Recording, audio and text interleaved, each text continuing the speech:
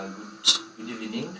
This is ethics presentation about a course topic in free software. Ethics about free software, free source information. Now, free software is any software that is legally available from, let's say, one source, one given distributor, and does not preclude or prevent anyone else from selling this software. Now, how does this come about? The scenarios in which software has to be created for it to be free. But guess what? The software engineer must be paid to do that.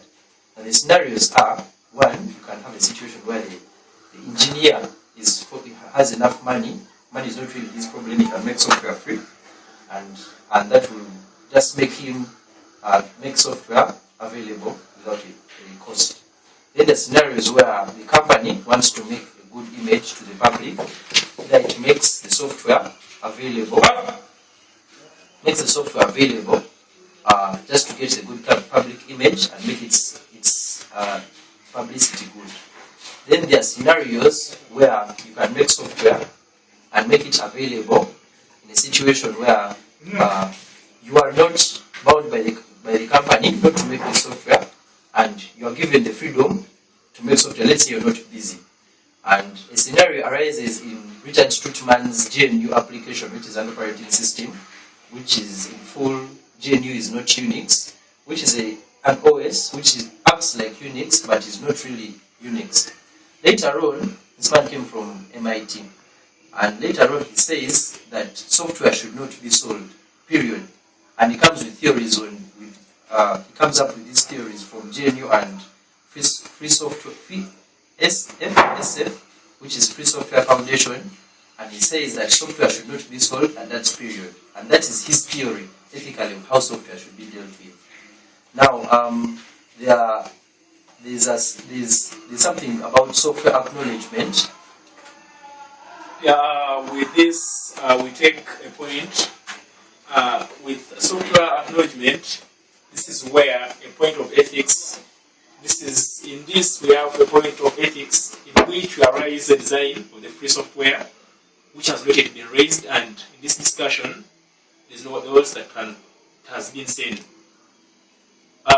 As well, with this ethics of free software, we have many free software products which are copycat versions of commercial software. And the GNU project indeed made its mark by providing quality replacements for dozens of Unix systems. Such tools usually do not raise a legal issue. It is considered acceptable to start from a tool's specification and implement an equivalent version of such software. But this can bring up ethical issues of copycat. And to continue and switch on that, in software, much hard work and creativity goes into specifying the system and seeing how best it's going to be implemented. This does not necessarily mean that you have all the brilliance of creating every software. Seeing your specifications and having access to your system gives a good developer a chance of implementing it in a reasonable effort. So doing something that has already been done by someone else, like maybe Linux and Unix and GNU, is another order of magnitude easier. So if only because there is an existence of proof, the implementer knows how to do it better. There is also a chance of acknowledging the tremendous work that commercial software can do. Maybe in saving lives, like software used in hospitals and other health units, and also establishing a historical basis without which there wouldn't have been any software that is free, so that it is all commercial.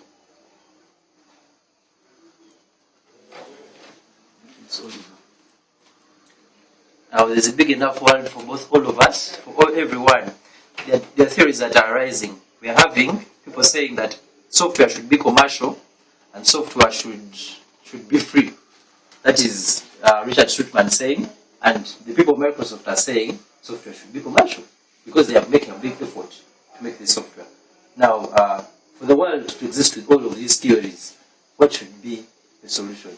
Where do we stand? You can have so many things that you can come up with.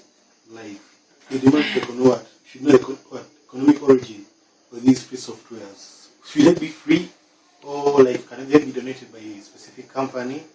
And for companies like Microsoft, whose unique position in the community creates unique responsibilities, should promote an alternative towards the rest of the world. Can also strive to combine the best of what the two communities have to offer.